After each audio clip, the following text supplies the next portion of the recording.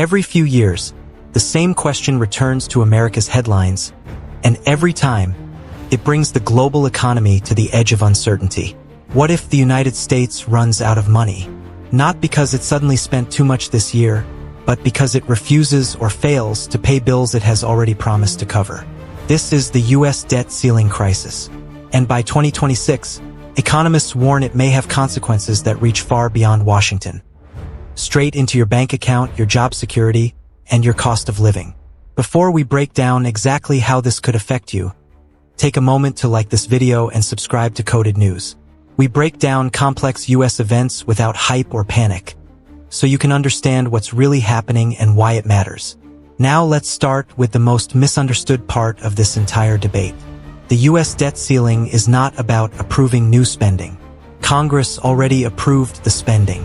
The debt ceiling exists to allow the government to borrow money to pay for obligations that already exist. That includes Social Security checks that retirees depend on every month, military salaries already earned by service members, interest payments already owed to lenders around the world.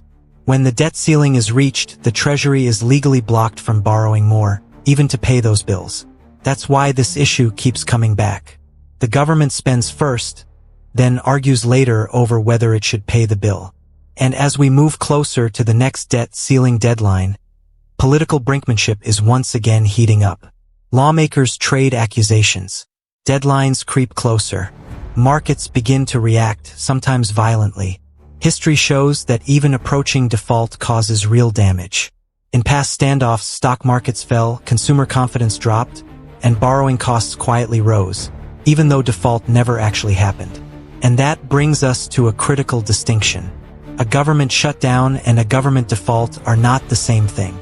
A shutdown happens when Congress fails to pass a budget. Many federal workers are furloughed. Government services slow or stop. It's disruptive, stressful, and costly, but it's temporary. A default is something else entirely. A default means the U.S. government fails to pay its debt obligations on time. That has never happened in modern American history, and economists agree the fallout would be immediate and severe. The moment default even appears possible, markets respond before politicians do. Stock markets drop as investors rush to reduce risk. Bond markets seize up as confidence in U.S. Treasuries weakens. Interest rates spike, sometimes in a matter of hours. Why does this happen so fast? Because U.S. government debt isn't just another investment. It is the foundation of the global financial system. Banks, pension funds, foreign governments, and insurance companies all rely on U.S. Treasury bonds as the safest asset on earth. They are used as collateral. They anchor retirement systems. They stabilize global trade. If trust in that system cracks, even slightly, the shockwaves travel worldwide. A U.S. default would not stay inside American borders. The U.S. dollar could weaken as investors search for alternatives. Global trade could slow as contracts priced in dollars become unstable. Foreign governments holding U.S. debt could pull back, triggering volatility across multiple economies at once. But there's another consequence that quietly shapes the future. Credit rating agencies. In previous debt ceiling standoffs, the U.S. credit rating was downgraded, not because the country ran out of money, but because political dysfunction made repayment uncertain. A downgrade means the government must pay higher interest to borrow, and that cost doesn't stay in Washington, trickles down. When the government pays more to borrow, interest rates across the economy rise. Mortgage rates increase. Auto loans become more expensive. Credit card interest climbs. By 2026, if the debt ceiling crisis escalates or repeats frequently, these effects could become structural, not temporary. Inflation is often the first place people feel it. A weaker dollar raises the cost of imports. Fuel prices climb. Food prices increase. Electronics and consumer goods cost more. Even small increases add up, especially for households already stretched thin. Then comes borrowing pressure. Higher interest rates don't just affect new buyers. They affect refinancers, small business owners, and families relying on credit to manage cash flow. Businesses face the same squeeze. When borrowing becomes expensive, expansion slows.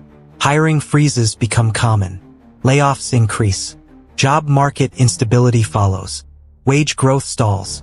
Job security weakens. Households delay big purchases. And here's the key point many people miss.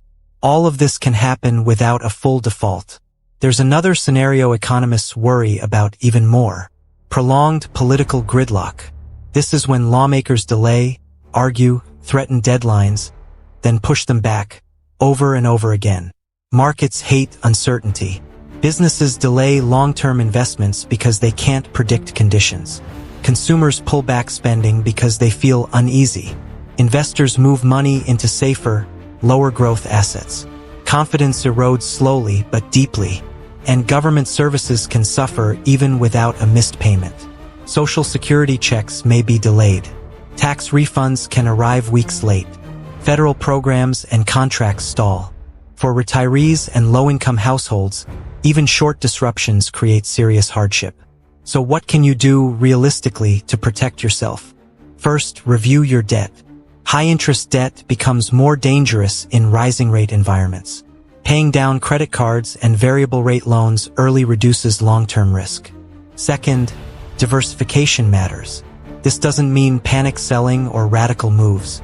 It means not relying entirely on one asset class or one economic outcome. Balanced strategies historically perform better in uncertain times. Third, liquidity is protection. An emergency fund isn't optional when political and economic stability is in question.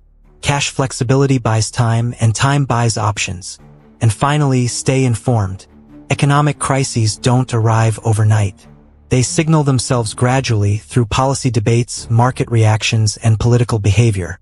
That's why Coded News covers stories like this.